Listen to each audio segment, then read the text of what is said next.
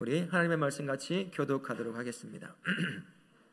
요한복음 4장 43절에서 54절까지의 말씀입니다. 우리 서로를 향해서 예수님 때문에 행복하세요 라고 서로를 향해서 인사하도록 하겠습니다. 예수님 때문에 행복하시길 바랍니다. 예수님 때문에 행복한 인생 사시길 바라겠습니다. 우리 성도가 처음 예수님을 만나는 이유는 다양한 것 같아요. 여기 앉아 계신 사람 수만큼 예수님을 만나는 그 이유나 방법도 참 다양하다라는 것을 보게 됩니다. 여러분들 어떨지 모르겠어요. 길거리 전도를 통해서 교회에 인도되어 예수님을 만나는 사람도 있습니다. 때로는 부모의 강요 때문에 어쩔 수 없이 이 자리에 나와 예수님을 만나게 되는 분들도 있더라라는 거죠. 또 때는 친구의 초청도 있어요. 어떤 관계 때문에 안 나올 수가 없어서 나오게 되는, 그러다가 예수님을 만나는 사람들, 여러 종류가 참 있습니다. 만남은 다르지만 믿음의 여정은 거의 비슷한 것을 우리가 발견할 수가 있죠. 지난주까지 사마리아 수가 여인을 우리가 함께 그의 삶을 나누었습니다. 그리고 오늘 만나게 될 한 남자도 제가 조금 전에 말씀드린 것처럼 만남은 조금 다르지만 예수님과 동행하는 신앙의 여정은 참 비슷해요. 그래서 우리의 삶과 별반 차이가 없는 비슷한 인생을 사는 사람이었다는 것을 알 수가 있습니다. 사마리아 수가 여인이 예수님을 처음 만났을 때 어떤 마음으로 만났을까요? 믿음을 가지고 만났을까요? 그렇지 않습니다. 적대감을 가지고 만났어요. 4장 9절에 보게 되면 당신은 유대 남자, 나는 사마리아 여자, 당신들이 그렇게 짐승 취급하는 나에게 물을 달라고 하는 겁니까? 당신이 알아서 떠드시면 되겠습니다 라고 할 정도로 그렇게 적대적으로 대했던 그 수가 여인이 말씀의 28절 29절을 넘어가면서 완전히 변화된 모습을 발견할 수가 있습니다. 물동이를 내던져버려요. 물동이가 무엇이었습니까? 이 여인의 삶의 목마름의 상징적인 물건이었습니다. 더 이상 필요 없다는 거죠. 그 물동이를 던져버리고 상처투성이가 가득 채워져 있는 수가라고 하는 자신의 마을로 들어가 만나는 사람마다 예수님을 전하는 인생으로 바뀌는 것을 우리가 말씀을 통해서 볼 수가 있습니다.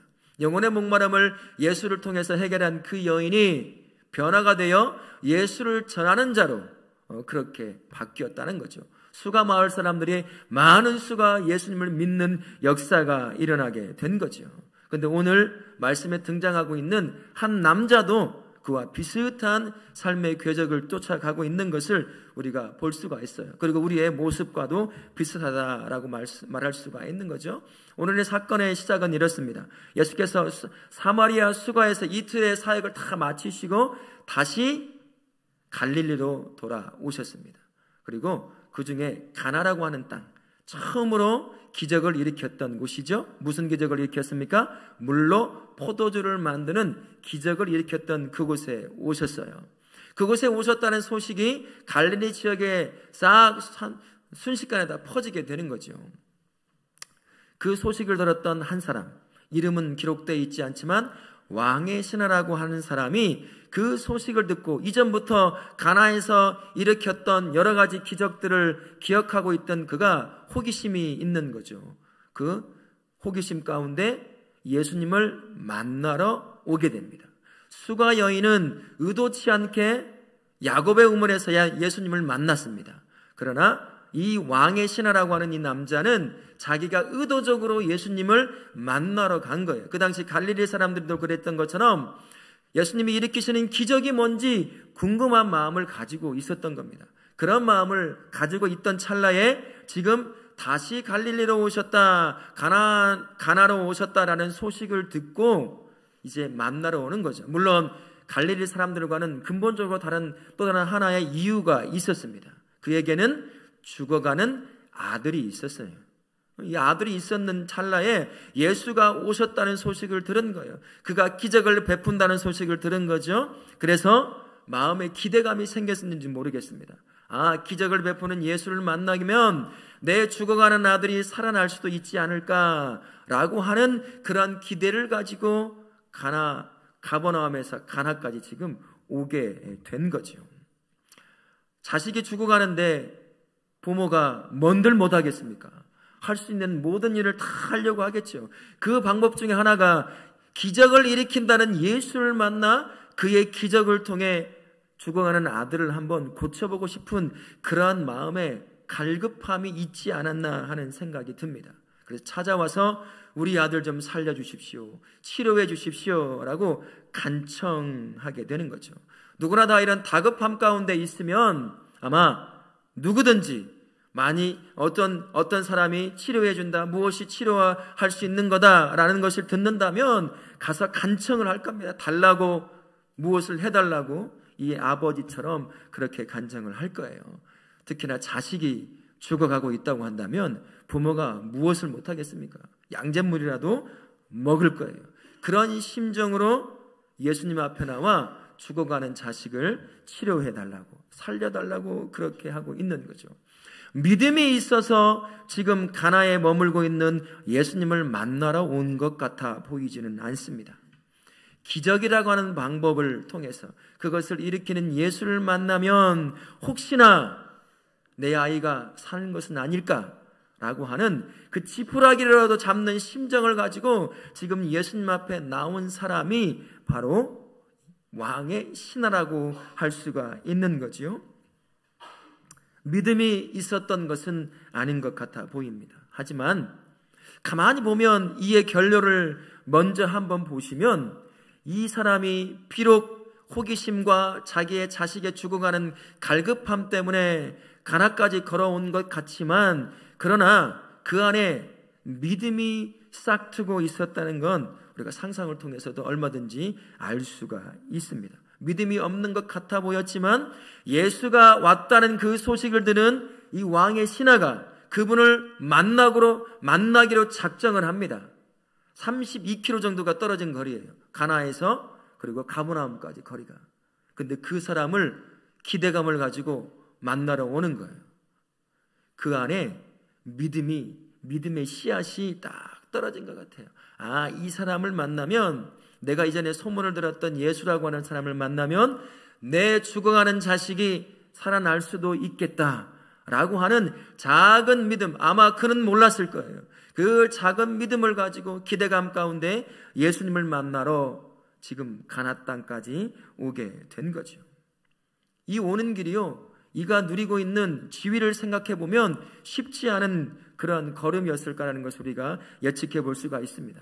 유대의 지도층이 유대 사람들의 마음을 얻어가고 있는 예수를 아주 예시주의하고 있던 그런 때였습니다. 이 사람이 누군지, 어떤 일을 행하는지, 누가 그와 함께 어울리는지를 주시하고 있는 그런 때였어요. 왕의 신하라고 한다면 높은 지위 가운데 있는 사람 아니겠습니까? 그가 그런 사람을 만나러 간다. 아마 불이익을 감수하지 않으면 안 되는 그런 상황에 놓여 있었을 거예요. 그러나 이 사람에게는 그런 것들이 별로 중요하지 않았습니다. 왜 그렇죠? 자식이 지금 죽어가고 있어요. 자식이 죽어가는데 내가 당하는 불이익 뭐가 중요하겠습니까? 살릴 수만 있다면 뭐든지 다 하는 것 아니겠습니까? 그래서 왕의 신하가 처음에는 기대감을 가지고 이전에 들었던 소문을 쫓아 예수를 만나러 갔지만 그 결단이 결국은 믿음의 씨앗이 되어서 예수를 만나면 그분을 통해 내 아들이 살아날 수 있겠구나 라고 하는 믿음으로 자라게 된 거죠. 예수님을 만나서 믿음 안에 거하는 사람들, 어떤 특별한 극적인 만남, 그런 사건을 통해서 만나는 분들은 그렇게 많지가 않아요. 저를 포함해서 여기 앉아 계시는 상당히 많은 분들이 아주 작은 필요에 의해서 교회에 왔다가 예수를 만난 분들이 참 많을 겁니다. 저도 그랬거든요. 하도 엄마가 가자고 그래가지고 귀찮아서 이 귀차니즘을 어떻게든 없애보려고 마지못해 따라왔던 게 지금 제가 목사가 되어 있는 거예요. 여기 앉아 계신 분도 마찬가지일 겁니다. 누군가 한번 가보자. 하도 귀찮게 하니까 딸이, 아들이, 엄마가, 아빠가 막 그렇게 가보자고 하니까 그래 뭐 죽은 사람은 소원도 들어준다는데 그것도 못 들어줄까 하고 그렇게 필요에 의해서 잠깐 왔는데 그 왔던 것이 예수를 만나는 그러한 삶으로 바뀐 분들이 아마 많을 거예요. 내가 암병이 걸려서 살아나는 그런 기적과 같은 것을 통해서 예수를 만나는 사람 그렇게 많지 않아요. 작은 사소한 필요에 의해서, 이 왕의 신하처럼 필요에 의해서 교회에 왔다가 예수를 만나 그분과 동행하는 인생을 살아가는 사람들이 대부분이라는 것이죠. 여러분들 중에서도 아마 왕의 신하처럼 이 갈급한 어떠한 필요, 내가 예수를 정말 만나야겠다, 그런 것이 아니라 삶의 필요가 있어서 어떻게 전도가 되든 어떻게든 교회에 와서 예수님을 만난 분들이 계실 겁니다. 왕의 신하가 그렇게 했던 것처럼. 하지만 우리 예수님은 그렇게 해서라도 자신의 앞에 나와 자신을 만난 그 만남을 굉장히 소중하게 여기시는 분이셔요. 그래서 그 필요를 채워주시는 분이십니다. 문제는요, 우리가 그 필요를 채워주는 것만 받고 살아간다는 거죠. 우리 예수님이 기대하십니다. 우리에게 말씀하시는 거죠. 한 걸음 더 가까이 나에게 나오라고요. 여러분, 10년, 20년 예수 앞에 나와 살아간다고 말하는 분이 계실 수 있을 거예요. 이 중에서도. 근데 그런 분들이 이 왕의 신하처럼 여전히 필요에 의해서 예수 앞에 나온 그 믿음의 수준으로 머물러 있는 분들도 계실 것 같아요. 여전히 내가 필요하니까 교회에 오는 거죠. 내 안에 무엇을, 내 삶에 무엇을 해결하고 싶은 그 필요가 있어서 주님 앞에 나오는 거라고 한다면 우리 예수님이 어떤 분이십니까? 내 필요를 채워주시는 그 이상의 분이셔요. 그런데 여전히 내 필요를 채워주는 분으로만 여기며 그 왕의 신하의 그 신앙의 모습, 믿음의 수준에 그대로 머물러 있다고 한다면 얼마나 안타까운 인생이겠습니까? 이제 필요를 채워주시는 그 예수님을 넘어서 이제는 한 걸음 더 예수님 앞에 더 가까이 나아가시는 우리 성도님들이 되시기를 예수님의 이름으로 부탁을 드리겠습니다. 아멘. 결국 이렇게 예수 앞에 나왔어요. 필요 때문에 이 사람이 나왔습니다. 그런데요, 그 작은 믿음의 씨앗, 자기가 경험하지도 못하고 알지도 못했던 그 믿음의 씨앗이 이제는 이렇게 고백이 돼요. 49절에 보게 되면 예수님께서 함께 해주시면 내 죽어가는 아들이 나을 거다, 살아날 거다, 살아날 겁니다 라고 하는 입으로 고백하는 믿음으로 성장하게 되는 것을 볼 수가 있습니다. 이 왕의 신하라고 하는 직분을 한번 보세요. 어떤 사람입니까? 정확하게 무슨 일을 하는지는 잘 몰라요. 하지만 이 당시 분봉왕이라고 하는 헤롯을 섬기는 왕의 신하인 것은 분명합니다. 여러분, 분봉왕이 뭔지 아시죠? 왕이라는 칭호가 있지만 왕 같은 왕은 아니에요. 로마의 지배 아래 있는 땅에서 로마의 황제가 어느 특정한 지역을, 그 지역에 살고 있는 사람을 세워서 통치하게 하는 겁니다. 그래서 왕이라는 칭호를 주는 거예요. 그래서 분봉왕이라고 합니다. 그 사람이 바로 헤롯이에요. 유다 땅에 그의 동생도 왕처럼 섬기는 지역이 따로 있었어요. 근데 그런 것처럼 분봉왕 헤롯을 섬기는 왕의 신하인 건 분명하죠. 왕의 신하라고 한다면 보통 사람보다는 지위가 높은 사람 아니겠어요? 지위가 높다는 건 뭘까요? 그가 누릴 수 있는 것들이 그만큼 많다는 겁니다.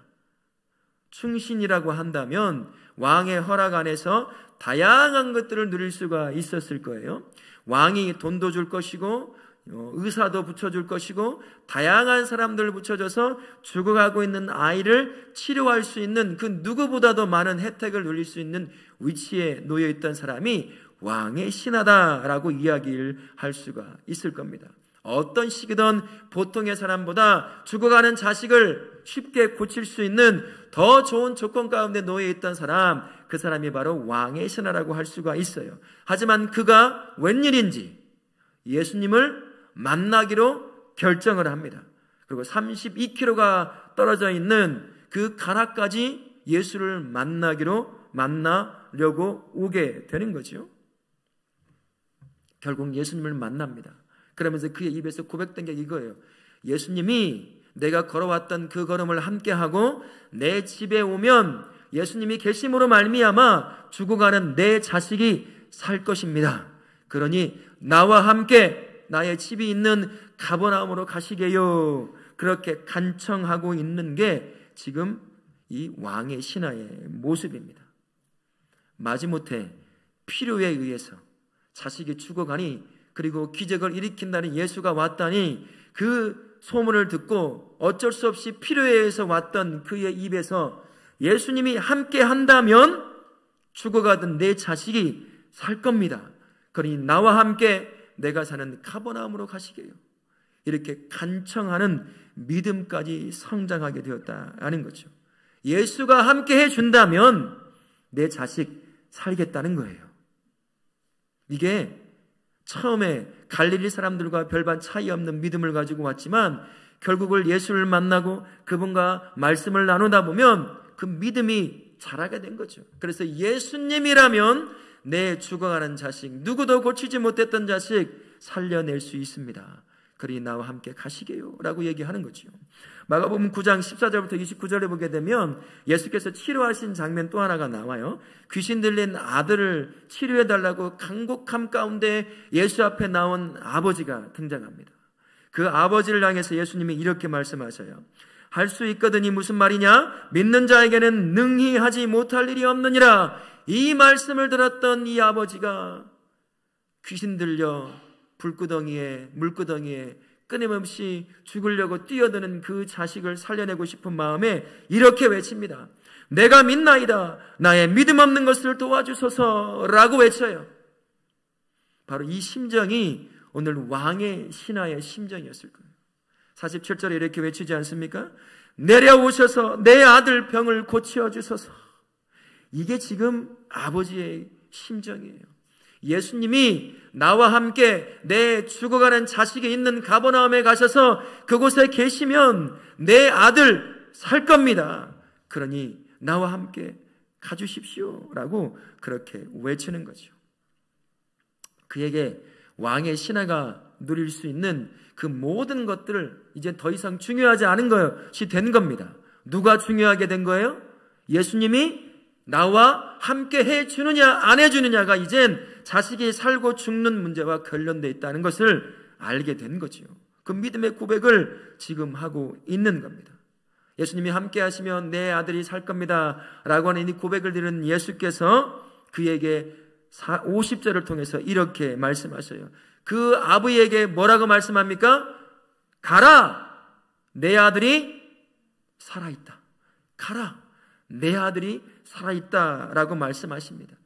네 아들이 살 거라는 확답을 그에게 주신 것이죠. 예수 앞에 나와서 예수님을 만나고 예수님에 대한 믿음이 생기기 시작하면 그의 인생의 주인이 누가 되는 줄 아세요? 그 다음부터는 예수님이 돼요. 예수님이 모든 것에 가장 앞서는 분이 되십니다. 그가 가지고 있는 수많은 것들은 이제 2순위가 되는 거예요. 예수님을 믿기 시작하면 예수님이 모든 삶의 1순위가 되어 갑니다. 우리 성도님은 어떠신가요? 여러분의 삶의 모든 것의 1순위가 누군가요? 돈인가요? 자식인가요? 명예인가요? 출세이고 성공인가요? 여러분들에게도 아마 그런 것이 있을 거예요. 나의 삶을 이끌어가는 1순위가 되는 것들이 있을 텐데, 그러나 정말 예수님을 믿는다고 한다면 이제 그 1순위가 누가 되어야 하겠어요? 예수님이 되어야지요. 이 왕의 신하, 필요에 의해서 예수님을 만나러 왔던 이가 고백을 하기 시작해요. 예수님이 아니면 안 됩니다.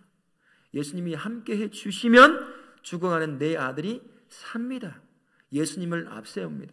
그가 가지고 있던 수많은 것들을 다 내려놓고 예수님을 가장 앞세우며 예수님을 통해 자식이 치료되고 살아날 것을 고백하는 믿음까지 자란 것을 우리가 볼 수가 있어요. 우리의 믿음도 그렇게 자라야 됩니다. 여전히 필요에 의해서 교회에 나오고 필요에 의해서 예수를 믿는다고 고백한다면 왕의 신하의 처음 모습과 다른 것이 없어요. 갈릴리 사람들과 별반 차이가 없는 인생이라는 거죠.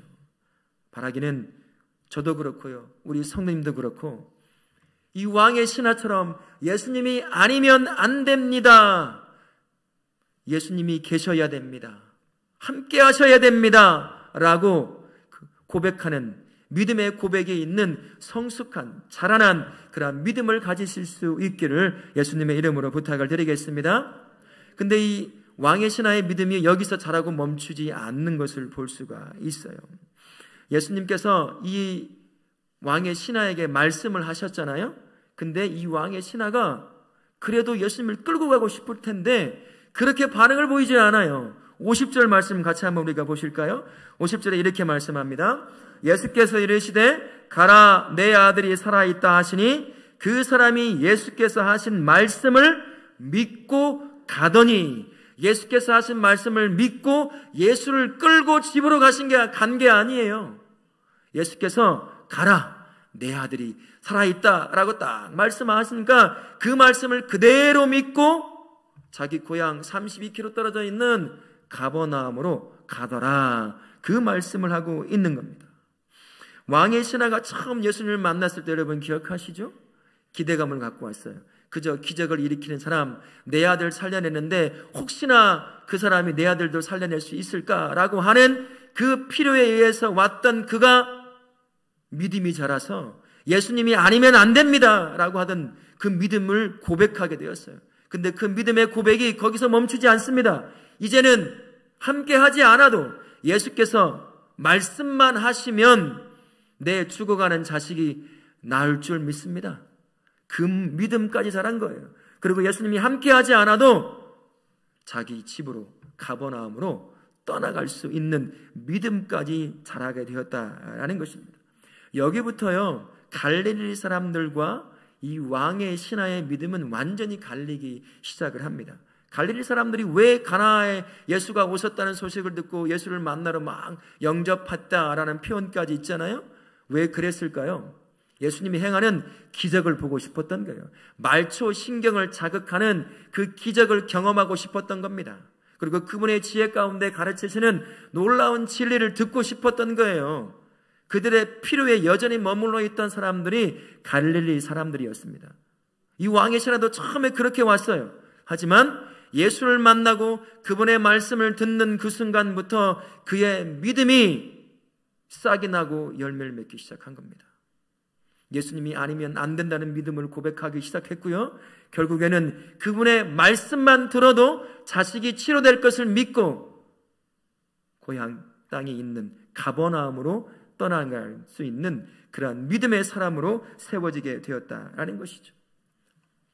이 왕의 신하의 믿음이 이만큼 자란 겁니다. 예수님께서 말씀만 하시면 내 자식, 죽어가는 자식이 살 줄로 믿습니다. 그 믿음까지 자라 가버나움을 향해 가는 거죠. 예수께서 이런 믿음을 두고요, 요한복음 20장 29절에서 이렇게 우리에게 말씀해 주십니다. 우리 같이 한번 읽겠습니다. 시작. 보지 못하고 믿는 자들은 복되도다 하시니라. 예수님이 아니면 안 됩니다 하고 했던 그 믿음의 고백이 이제는 예수님이 함께하지 않아도 그분이 말씀만 해도 내 자식이 나을 거라고 하는 믿음까지 자라게 된 그가 보여주는 모습, 보지 않고 믿는 믿음, 예수님께서 말씀하시기를 복된 믿음의 사람이라고 얘기하는 그 자리까지 자라게 된 거죠. 우리 성도님들은 어떻습니까? 여전히 갈릴리 사람 수준의 믿음으로 머물러 계십니까? 필요에 의해서 예수님을 만나는 사람, 말초 신경을 자극하는 그런 기적 같은 것만 바라며 그것을 경험해야 그제서야 내가 믿는 사람이라고 그렇게 여기며 살아가고 계신가요? 매일같이 기도의 응답이 있어야 예수님이 살아계시는구나, 내가 예수님을 믿고 있구나 라고 하는 그러한 얄팍한 믿음 가운데 머물러 있습니까? 바라기는요, 저도 그렇고 우리 성도님 모두가 다 갈릴리 사람의 믿음을 넘어서서 이제는 왕의 신하처럼 말씀만 하시면 그것이 능히 이루어질 줄 믿는 그 믿음을 가진 성숙한 믿음으로 자라나실 수 있기를 항상 소망하는 우리 성도님 되시기를 예수님의 이름으로 부탁을 드리겠습니다. 근데 여기서 이 왕의 신하의 믿음이 멈추지 않는 것을 볼 수가 있어요. 더 깊이 있게 자라는 것을 볼 수가 있습니다. 왕의 신하가 말씀을 믿고 그의 집으로 돌아갑니다. 가다가 누구를 만나죠? 기쁜 소식을 전하려고 오는 그의 또 다른 종들이 와요. 그 중간에 만납니다. 그래서 자식이 살아났음을 듣게 되는 거죠.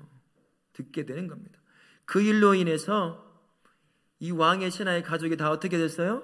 예수님을 믿는 가정으로 세워지게 되었습니다. 그가 말씀을 믿는 사람을 넘어서서 이제는 자기 안에 싹트고 있는 믿음을 가지고 가족을 믿음 안에 세우는 열매 맺는 믿음의 삶으로 세워지게 된 것을 볼 수가 있습니다. 예수를 믿는다는 것은 이런 거죠. 복음을 마음에 품는다는 거 아니겠습니까? 복음이라는 것은요, 한 자리에 머물러 있지 않습니다.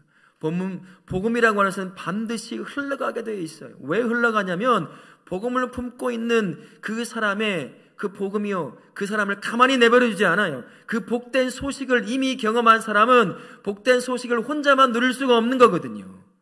그 복된 소식을 그 누군가에게 전하게 되어 있는 거예요. 그래서 복음을 진짜로 받았다고 한다면, 진짜 예수님을 믿었다고 한다면 그 복음이 그 사람을 가만히 내버려두지 않기 때문에 반드시 복음을 전하는 사람으로 세워지게 되는 겁니다. 누구에게 가장 먼저 복음을 전하게 될까요? 가장 가까이 있는 가족에게 전합니다. 복음이 내 안에 들어오면 가족을 바라보는 눈이 바뀌어요. 가족을 바라보는 품는 마음이 바뀝니다. 내가 누리고 있는 이 구원의 기쁨과 행복을, 내가 받게 될 영원한 하늘나라를 내 가족이 못 누린다는 것, 그 가슴 아픔을 품는 거죠. 그래서 가장 먼저 가장 사랑하는 가족들을 향해서 이 복음을 전하게 되는 거예요. 예수를 믿기 시작한 이 왕의 신하, 그가 자란 믿음이요, 그의 가족을 모두 예수님을 믿게 하는 열매 맺는 믿음까지 자란 것을 볼 수가 있습니다. 이 믿음을 확증시켜주는 역사가 일어나잖아요. 자식이 실제로 가버나움에 있던 죽어가는 자식이 치료되어서 살아나는 역사를 경험하게 됩니다. 이 왕의 신하가 집에 가서 예수님을 전했지 않겠어요? 근데 말로만 전하는 것보다 그 자식이 치료되고 살아나는 것을 이 가족이 전부 다 경험했단 말이에요. 그러나 우리가 말씀을 통해 아는 것처럼 좀 더 확증적으로 우리에게 주시는 것은 뭐냐면, 예수께서 가라 내 아들이 살아있다라고 하는 그 말씀을 하셨을 때 어떤 일이 가버나움에서 벌어졌어요? 그의 자식이 살아나는 역사가 벌어났습니다. 그때가 바로 예수께서 말씀하셨을 때랑 동일한 시기라는 것을 깨닫는 거죠. 그래서 말씀이 살아있는 것이라는 것을 가족 전체가 경험하게 된 거예요. 만약에 저는 이런 생각을 해봤어요. 예수님이 직접 이 왕의 신하와 함께 가버나움까지 가서 이 아이가 치료가 되었다라고 한다면 아마 이 가정은 예수를 믿는 가정이 안 됐을 가능성이 있지 않을까 하는 생각이 들어요. 무언가 특별한 것을 해서 이 아이가 나았겠지라고 정도로 생명의 주관자이신 예수님을 믿지 못했을 겁니다. 하지만 32km가 떨어져 있는 그 거리를 두고 동시에 어느 것도 할 수 없는 그 상황에 예수께서 가라 내 아들이 살아있다라고 말을 하는 그 시점에 동시에 바로 그곳에서 죽어가던 아들이 살아난 거예요. 다 증명이 돼요. 경험이 된 겁니다. 그러니 그 가족이 진짜 예수님은 생명을 주관하시는 메시아이구나 라고 하는 것을 경험하게 된 겁니다. 그래서 그 예수를 온 가족이 메시아로 영접하는 놀라운 역사가 일어나게 된 거죠. 왕의 신하의 믿음이 바로 여기까지 자라게 되었습니다. 믿음이라고 하는 것은요, 자라나는 씨앗과 같아요. 예수를 만나고 그 믿음을 쫓아 살면 사는 만큼 그 믿음은 자라게 되어 있습니다. 씨앗이 처음에 밭에 뿌려지면 씨앗이 보이나요? 없어진 것 같아요. 죽은 것 같아 보입니다. 하지만 그 씨앗이 뿌리를 내리고 가지를 내고 잎을 내며 꽃을 피우고 결국은 열매를 맺지요. 씨앗 하나가 몇 개의 열매를 맺을까요? 하나의 열매를 맺을까요? 그렇지 않습니다. 말씀에 보면 100배, 60배, 30배 열매를 맺는다고 했어요. 믿음도 마찬가지입니다. 믿음도 한 사람의 믿음이 떨어지면 그 사람을 통해서 결국에는 자라서 수많은 사람들을 구원해내는 그러한 믿음으로까지 자라게 된다는 거예요. 마치 씨앗처럼 마치 누룩처럼 천국이 그렇게 퍼져나가는 것처럼 믿음이라는 것이 바로 그러한 것이라는 거예요. 이 왕의 신하라고 하는 아버지, 죽어가는 자식을 그냥 둘 수 없어서 기대감을 가지고 그저 필요에 의해서 예수를 만나러 갔던 작은 시작과 같은 그 믿음을 품고 갔지만 그 믿음이 자라서 결국엔 어떤 믿음이 되었어요? 가족 전체를 구원해내는 그러한 믿음으로까지 자란 것을 보게 됩니다. 우리 사랑하는 성도님의 믿음은 어느 수준에 머물러 계시나요? 여전히 갈릴리 사람들의 수준에 머물러 계십니까? 여전히 필요에 의해서 예수 앞에 나오고 필요에 의해서 예배를 드리고 필요에 의해서 예수를 믿는다고 말하는 그러한 수준에 머물러 계십니까? 아니면 이 왕의 신하처럼 믿음이 자라서 가족을 구원의 길로 인도하는 것만큼 그렇게 믿음이 자란 풍성하게 열매를 맺는 그러한 믿음으로 자라 있는 그런 믿음을 가지고 계십니까? 우리 예수님께서 기대하시는 믿음은 바로 이런 믿음일 거예요. 열매 맺는 믿음일 겁니다. 나를 통해서 나에게 주신 그 믿음이 자라서 나만 누리는 믿음이 아니라 나를 통해 나의 가족이 모두가 다 주 앞에 돌아오는, 똑같이 구원의 은혜를 누리는 자로 세워낼 수 있는 그러한 믿음으로 자라는 것, 그것이 우리 예수님이 저와 우리에게 원하시는 그런 믿음이라고 할 수가 있는 거지요. 바라기는 우리 성도님 모두가 다 그렇게 이 왕의 신하처럼 가족을 구원해낼 수 있는 믿음으로 자라기를 항상 소망하실 수 있기를 바라겠습니다. 사랑하는 다윗교회 성도님들, 성도라고 하는 사람은 무엇으로 살아가는 존재일까요? 믿음으로 사는 존재입니다. 내가 가지고 있는 돈이며 명성이며 인기며 학식, 그런 걸로 성도는 살아가지가 않아요. 그건 도구일 뿐입니다. 잠시 이 땅에 살아가는 도구예요. 성도는 오직 믿음으로만 살아갑니다. 그래서 하박국 선지자가 2장 4절에서 이렇게 말씀을 하시죠. 뭐라고 말씀합니까? 같이 읽습니다. 의인은 그 믿음으로 말미암아 살리라. 아멘. 성도라고 한다면 믿음으로 말미암아 사는 존재입니다. 하나님이 주신 작은 믿음이 자라서 거대한 믿음, 열매 맺는 믿음까지 자라 하나님만을 바라보는 그 믿음으로 살아가는 사람, 그 사람이 바로 성도라고 하는 사람입니다. 그러니까 성도는요, 언제나 믿음의 겁으로 자라기를 항상 소망해야 돼요. 내가 있는 내 욕구, 내 필요만 채워주는 수준으로 머물러 있는 믿음을, 그것만을 가지고 살아가서는 절대로 안 됩니다.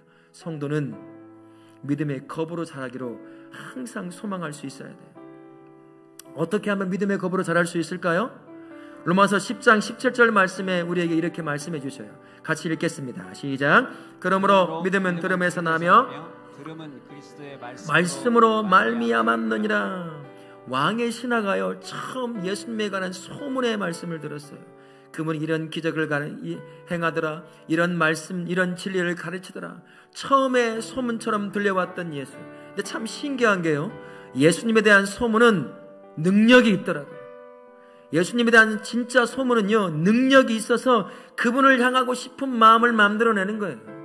그 소문을 들었던 왕의 신하가 모든 거 다 뒤로하고 예수를 만나러 오는 겁니다. 그분이면 치료하실 수 있겠구나, 살려낼 수 있겠구나, 작은 믿음으로 시작을 합니다. 그러다 어느 순간 예수님이 함께 하시면 내 아들 진짜 살겠습니다. 그 믿음의 고백을 하죠. 결국 또 자라서 예수께서 말씀만 하시면 예수님이 함께 하지 않아도 내 아들이 나을 줄로 믿습니다 라는 고백을 해요. 결국에는 어떻게 됩니까? 그 믿음이 온 가족을 구원의 길로 인도하는 믿음의 열매를 맺는 그러한 믿음의 거부가 되는 그런 믿음을 갖는 것을 우리가 말씀을 통해 볼 수가 있습니다. 그래요, 하나님의 말씀은 믿음을 자라게 하는 겁니다. 하나님의 말씀을 계속 먹어야 돼요. 매일같이 읽고 묵상하고 그 말씀을 순종하며 살아갈 수 있어야 합니다. 이 한 주간 저와 우리에게 고난장을 주셨어요. 그리고 요한복음에 이게 21장까지 다 있습니다. 근데 쉬운 성경책으로 번역이 되어 있어서 여러분이 매일같이 3장씩 읽으시고 또 가상 실현이라고 하는 이 말씀을 묵상하심으로 말미암아 어제보다 오늘 더 성숙하고 자라나 있는 믿음으로 자라나실 수 있기를 부탁을 드리겠습니다. 어떤 믿음은 말씀을 머금고 자란다고 했어요. 먹는다는 게 뭘까요? 말씀을 순종하는 겁니다. 말씀에 순종하는 만큼 믿음이 자라요. 소문 듣고 왔던 왕의 신하가 그분과 만나서 그분의 말씀을 듣습니다.